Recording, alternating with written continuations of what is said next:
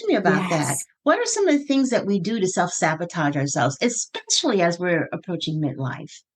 You know, Brene Brown has a great quote. And again, it's not mine, it's Brene Brown's, but she did all her research, which she does that great research to back up everything she talks about. And she found that compassionate people have boundaries of steel. And so sabotage is really just based in that feeling of I'm not enough, because if I sabotage that thing, then I don't have to be judged.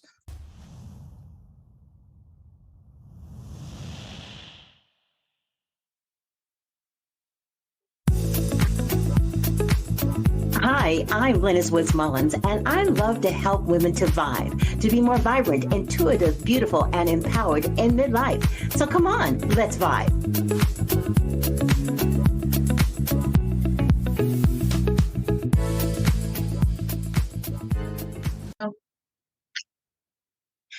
This whole midlife journey is so interesting, only because I talk about it all the time. It's always on my mind.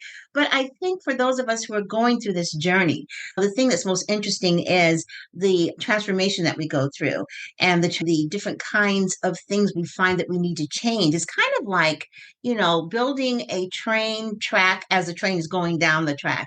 As you begin to have more experience, you're like, oh, okay, this doesn't work anymore. Oh, okay, I want to change that.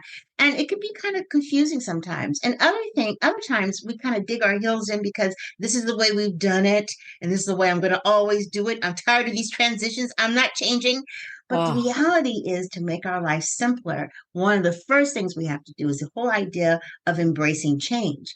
And with embracing change comes the idea of taking a look at maybe changing some of the boundaries that we've established over the years. So that's why I'm so excited to have with us Christina L. Woods. No, she's no relation, but we already are kind of like pseudo family because we have the same last maiden names. Christina, welcome to the Vibe Living Podcast. It's wonderful to have you here today. thank you so much for having me. I'm really excited to be here. Well, it's great having you. Christina is a nationally and internationally recognized clinical hypnotherapist, rapid transformational therapist, and an empowerment coach, and a Reiki master. And she works with women to help them realize their self worth. And one of the things that's really important about realizing your self worth, Christina, is setting the boundaries. And that's what we're Mhm. going to be talking about today. Why are you so passionate about the idea of helping women kind of reestablish some beliefs about themselves and recognizing their self-worth and setting boundaries? It was a huge self journey with that I experienced that got me actually here. This is my second career, and I enjoyed hearing about your own journey, and I imagine that it inspired you to have this podcast. But my journey was full of a lack of boundaries probably since my childhood, and discovering that boundaries doesn't mean I have to be a tough woman in corporate or a mean mom or have this gruffness about me. And that's kind of what I grew up thinking that boundaries really was. And it wasn't until, gosh, I was knocking on the door of 50 that I had to really face a lot of things as the cards came crumbling down, if you will, my health, career, marriage, kids leaving the home, menopause, all these things started happening. And boy, I really had to face and dig down deep. And in that process, I realized that I had to redefine who I was inside, what was important to me. And the evolution of that was it's okay to have boundaries. And this is what boundaries really feel like. And with that comes a lot of self-compassion and love. And so on this journey, I made a leap to change my career and help women find out what is stopping them from feeling empowered to have boundaries. And let's redefine the definition of boundaries. Wow, we have so much in common because I had my aha moment at 50. 51, Mm-hmm. actually. I was in corporate America. I climbed the ladder. I was basically the definition of success. But Yeah. there were issues that I was experiencing. I had an anxiety disorder.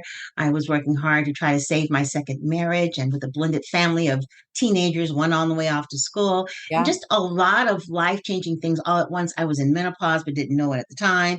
Just a lot of things going on. And I made a decision initially to get well so that Yeah. I could think more clearly about, setting goals. And, during that whole metamorphosis that I went through, oh gosh, 17 years ago now, almost 18 years ago, I never really thought initially about maybe also taking a look at setting the boundaries so that I could facilitate getting well, so that I could be more clear. It just wasn't even on my radar. The whole Yeah. idea of setting boundaries when it comes to, my new blended family, my new husband, my daughters, all this stuff. It was all whatever was going on that might have been wrong. It had to have been just me, right? It had to be me that needed to change instead of the idea Right. of maybe redefining and setting some of these boundaries so that I wasn't feeling so overwhelmed. Why do you think it's so hard for women to recognize the need to set boundaries? Well, I think first of all, recognizing that boundaries are what are we available for? Because I think externally and even internally, I thought I had boundaries. I also was very successful in corporate. I was a VP, making six figures, flying around the country. I was not considered shy. I was very vocal, outgoing, a leader. So I don't think anyone would meet me and say she doesn't have boundaries. Yet you could call me at midnight and say, "Hey, we need a report in the morning." And I would do it. I'm We have so much in common.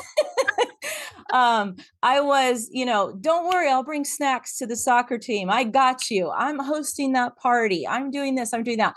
So I think as a woman, that this I'm going to do it all, and that means I've got it all, I'm going to be happy, I'm fine. It just got really blurry.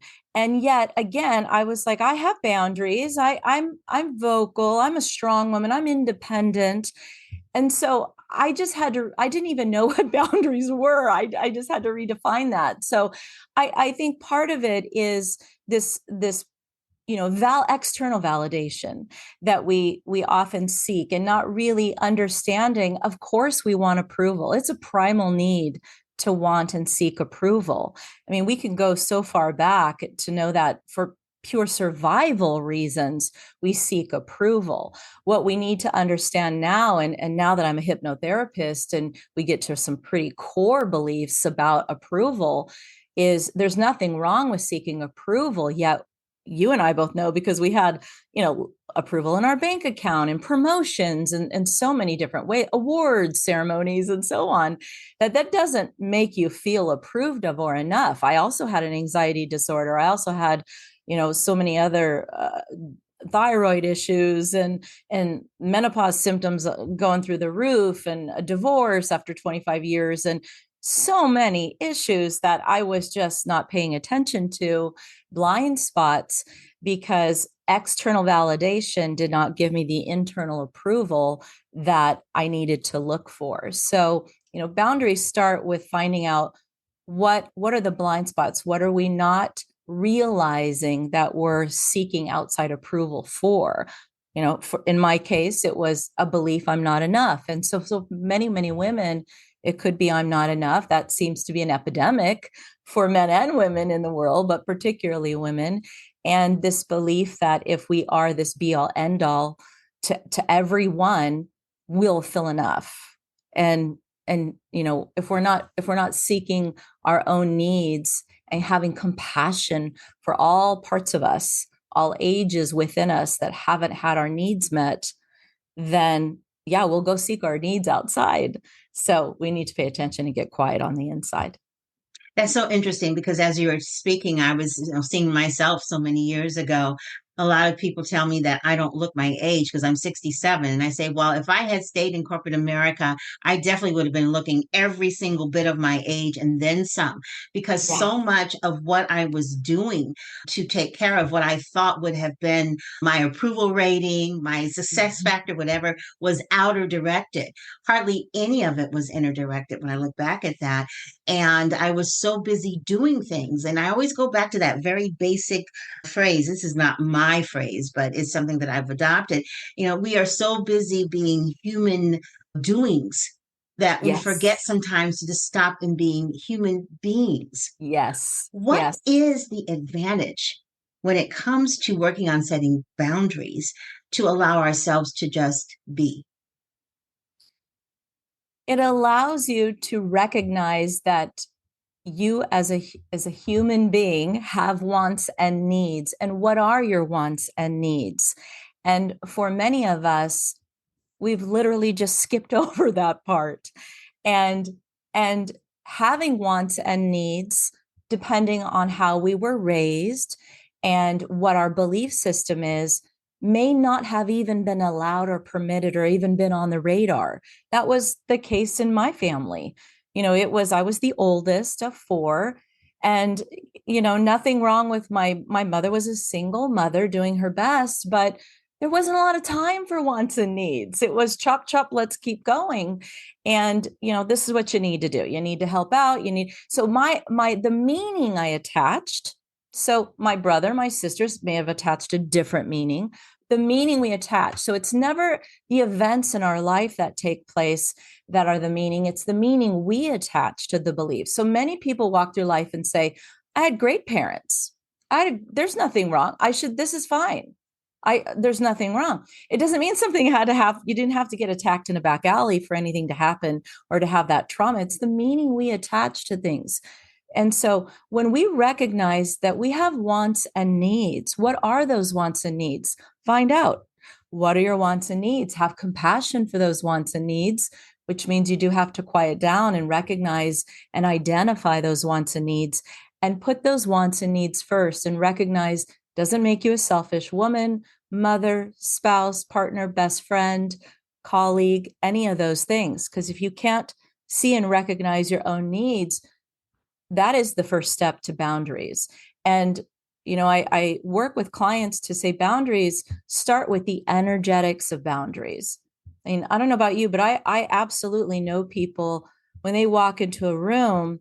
I know, and we can feel people with boundaries. You know what they're available for, and you know what they're not available for that day. And sometimes that's a good thing, and not, but before they even open their mouth, right? So it's like, oh, I'm probably not going to ask them for that today. And so people know in my family now, my partner and people know I have morning time and it's non-negotiable. But it's taken me a long time to honor what I need. I need that, or my nervous system is not regulated all day. And that's a boundary that I have that I've had to establish for my clients, for myself, for my adult children when I visit. And if I violate the boundary, which I do sometimes, I remember that's a boundary I really need to keep for myself. Yeah, you kind of remember when you go outside your boundaries, why you said it in the first place. I too am a morning person because for so many years, about 30 years, my mornings were not my own because I have four girls and they were all born very close together. Mm-hmm. And, just the mornings, I mean, I would literally sit straight up and then go right into the active mode. There was no reflection. There was prayer, but I wasn't really engaged in prayer. I was doing other stuff Yes. while I was doing the prayer. And it was like that from the time I woke up in the morning until the last one closed their eyes at night. And many times when they would close their eyes at night, I still had on my corporate clothes, my heels, everything. I Yes. came in on skates. I remember sometimes my friends, and I look back at this now and I'm thinking, man, I really ought to get them for this. They stop by, to say hello or whatever, and they would always stay for dinner. And they would joke many years later about how I was always dressed while I was cooking dinner, talking to them. I cooked dinner like in 30 minutes and I do everything from scratch, nothing out of a box, all this Wow. stuff. And they just thought that was so great. Little did they know that inside I was dying. And I Yes. didn't realize that the pace within which I had lived my life was really setting myself up for a huge self sabotage. Talk to me about that. Yes. What are some of the things that we do to self sabotage ourselves, especially as we're approaching midlife? You know, Brene Brown has a great quote. And again, it's not mine, it's Brene Brown's, but she did all her research, which she does that great research to back up everything she talks about. And she found that compassionate people have boundaries of steel. And so sabotage is really just based in that feeling of I'm not enough, because if I sabotage that thing, then I don't have to be judged. I don't have to go there and have that thing not go right. I don't have to be seen. I don't have to, whatever that thing is. And one of the things I would say probably 80% of my clients right now, I'm working with boundaries. So this is the perfect topic. And I would say one of the things that they struggle with is the difference between the people around them, what they're projecting on them, and what is their own emotions. And we sabotage sometimes blurring those lines and saying, okay, this person at work, this person at home, my own children, we can still have compassion for other people and not believe what's coming at us is always about us, because we can sabotage work and home and our own homeostasis and peace by believing, oh, they're saying these things because how dare they believe I'm not a compassionate person? How dare they believe I didn't do my part in that project?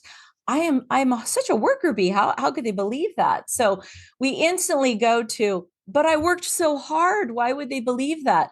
We instantly go into, it's about me. So just even the awareness of, wait a second, let's pause for a second. There is such a thing as projection. When we have compassion for ourselves and awareness, it actually might not even be about you. Have compassion for other people. But procrastination is a form of sabotage, right? The words we use towards ourselves is a huge form of sabotage. And those things, they whittle us, they break us down. Procrastination is a big one for high achieving women, because if we put that thing off, then we don't have to deliver it. We don't have to have that conversation, because then if it doesn't go well, we might have to deal with the consequences. We just rather not. So, you know, all these forms of sabotage are just another form of, I'd rather not have to be judged or put myself in that form of I'm not enough. I'd rather just wait, push It's the pause. interesting. It's I'd rather not feel this way. I'd rather not be judged. I'd rather not. But by not going ahead and attacking those things, you do feel exactly the way that you're trying to avoid. And the projection thing is really interesting because I always used to tell my children this, that many times when people are talking about the things they see in you that aren't right and whatever it is that they're giving you feedback on or complaining about, whatever, and sometimes they might even be going, and and as my grandmother used to say, there's like, so many fingers pointing back at that person. They recognize these behaviors because it's something that they know about because they have it themselves. And many times it's not so much about you as it is about them and what they need to work on. And they are projecting those things onto you because that's kind of how they see the world based upon who they are. Now, that's not always true. Sometimes, feedback is very valuable. I guess Exactly. I would imagine you have to learn to be able to tell the difference. What's for you and what's not for you. Absolutely. And, our mind learns and moves towards what is familiar. So, when we're changing the habits, when we're creating boundaries, it is not going to be easy. It's not going to be comfortable. Our mind is going to want to move towards what's familiar. So, if taking responsibility, fixing everything, making it your responsibility, let me work overtime, let me do this, let me make this other person feel better, because many, many women, we take on the responsibility of making everybody in the family okay and happy. If that's what our familiar is, then stepping back and saying, actually, I'm doing my children a service by helping them learn, depending on the age. So let's make sure, I'm clarifying this is an age appropriate, task we're giving our kids, but let's help them work through and feel their emotions and work through, let's have a talk about this. What are you feeling? Let's talk about this, instead of saying, let we often just want to fix things. So, and often that is a disservice to the other person, or the person at work who we come to the rescue all the time, or the person who didn't meet their own deadline, even at home, or do their own chores. And we get angry. Really, we're angry at ourselves for not having a boundary and allowing someone not to maybe respect the rules at home that we both agreed on. And You, yeah, and that's very interesting. I know you work with women all around these kinds of issues that can really save us a lot of pain if we can tackle them. What methods do you use to help them with the self-sabotage and the setting boundaries and the other kinds of things, burning out, feeling overwhelmed? What kinds of methods do you use to help them with that? Yeah. So, there's obviously the hypnosis method, which is where you get actually to the root of what is going on and what might be blocking it. And I think that has a lot of myths around, ooh, we see people on stage doing, weird things or watch Netflix. But really what that is just quieting our conscious chitty chatter mind and really getting to the root source of where a belief comes from that might be the cause of a lack of boundaries or a lack of compassion. So, again, getting to the root of maybe the meaning we've attached to something, because everything, every thought we think, every belief that we have, the lens in which we look through, life, ourself, and others is all stemmed from the beliefs. Now, the beliefs aren't necessarily the truth. And also, our subconscious mind doesn't know how old we are. So, as we move through, we believe in our 40s and 50s we're this, wiser woman, but oftentimes we have a belief that might be stuck at age 5 or 10 that still feels very unheard and unseen. So hypnosis is a very quick and effective, fast way that I get to the root. And once you get to the root, then you have the power to rewrite and change a belief. So repetition, using kind words, paying attention to the words that we use, our words, and create visuals in our mind. And the visuals just really impact how we feel. We can be in traffic and say, this traffic is killing me. It's going to make my head explode. I will tell you that our body and our mind are connected, and it's listening to every word you say. When we say, my spouse never listens to me, my children, they don't care how I feel. Your body is listening to that, and your mind and body are connected and reacting. So rather than be so dramatic with our words, we can say, today was a difficult day. Tomorrow's going to get better. My family is listening and understanding me more and more. I am having more compassion for myself every day. Every day, I am learning boundaries. I'm getting stronger with boundaries every day. And every day, I'm getting, I'm feeling more compassion for myself every day. Even if it's 2 minutes, I'm carving out more and more time for myself. And some days we don't Oh, do it, wow. I but love that. In fact, everybody, you need to go play that back and write them down because I'm listening to them and say, okay, I'm going to play this back and write those down. Those are great affirmations. I am a proponent of affirmations. I always have a daily one that I write on my journal, of my long, ridiculous to-do list. And then I have affirmations on my website that is a weekly affirmation that I put up there because I really do believe that our words come with power and what we say to ourselves can truly come to pass. So why not say positive things instead of saying things that bring with it a negative energy, which brings me to something else. I understand that you do energy healing. Could you explain yes. what that is and how that works in terms of how you use it to help women? Oh, yeah. Thanks for asking. So, absolutely, I believe that we are, physical and spiritual and energetic beings, and there's so much evidence and science evidence that our organs and our body vibrates at a frequency. So, with energy healing, we can also get energy blocks. Just like if you go to an acupuncture, they stick needles to unblock energy. So, bringing that energy healing element to what I do just allows us to recognize, all right, if I am vibrating at a level of joy and happiness, that's a higher vibration than if I'm at guilt or shame at a lower vibration. Right. And when I hang out in a lower vibration, which we all do occasionally, just being aware when I'm at that lower vibration, I can only bring in and call into my life things that are of a lower vibration. So just recognizing or going online and finding the scale of consciousness and kind of seeing what vibration different emotions are, even just awareness to say, okay, I'm kind of hanging out here today. Maybe if I went through a walk in the park or turned on my favorite song, I'm going to raise my vibration. Even hope is a higher vibration. Maybe we're not in total gratitude, but we can just climb up that ladder. And I don't know about you, when I have hope, I have a much higher outlook on life than when I'm hanging out down in guilt.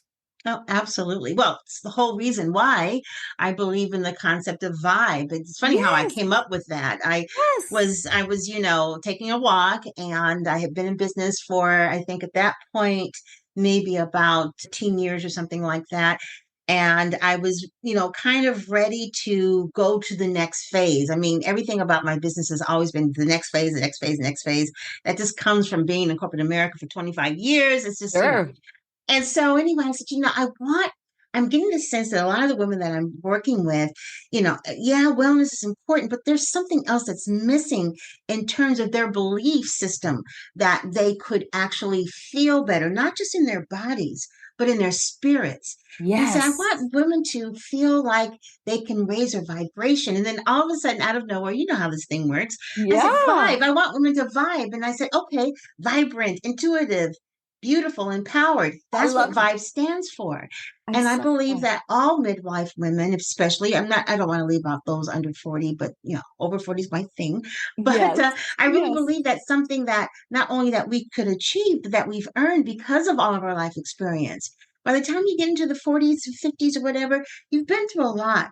You've got a lot of wisdom that sometimes we don't always access because of our confidence levels that can aid you. I mean, those experiences were created to help you for the next level of experiences that you're going through. You've got this inner beauty that as you age, never mind the wrinkles and everything else, that light that you have within, when you allow it to shine forth, it'll take off 10 years. It will. It Yeah, will. absolutely. And you begin to feel more empowered as a result of realizing that you do have this internal vibrancy and intuition you can tap on. You do have this beautiful light within you that makes you look prettier than maybe you really think you are. And then that's empowering. But you first have to get to the point that you're ready to do some healing. And that's why someone like you is so important in helping us get on that right journey. And that's why I wanted to talk with you today, because I think what you're doing is so fantastic. For those of you who are listening, this is Christina L. Woods that we're talking to, and you can get all of her contact information on the show page. I always encourage you to check our guests out to find out how they can help you, along this journey. And I did want to ask you one more question, Christina. When it comes to your life and the things that you do, how do you vibe? How do you stay vibrant, intuitive, beautiful, and empowered in your journey? Every day I find time to connect with a higher power and really just ground. And life is so easy to get disconnected from those things. And if I am, I know it's probably not going to be that great of a day. And so I make a point to connect spiritually and just to the earth, and whether it's through prayer or meditation. And that is the core to me staying at a high vibe. Absolutely. Well, that we have so much in common. I thank you so much. Thank you for being on the Vibe Living podcast. It's been wonderful having you here today. Thank you. Yeah, and thank you to all of you for listening. I'm so excited that the Vibe podcast, I think by the time you listen to this, we'll be going into our eighth season. And Wow. just recently, we recorded or uploaded our 100th episode for the Vibe Living podcast. So very excited about that. And also, I want to invite you to come and visit me over at the Vibe Wellness Woman Network.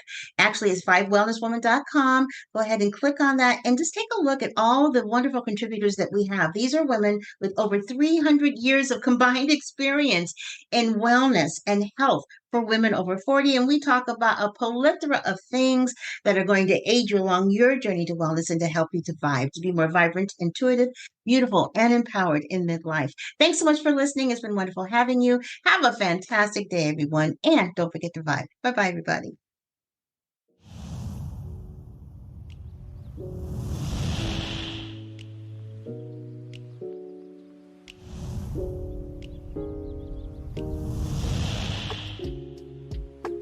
Thanks for listening to the Vibe Living Podcast. And don't forget to subscribe, like, and comment, and share this podcast. Have a fantastic day, and don't forget to vibe. Bye bye, everybody.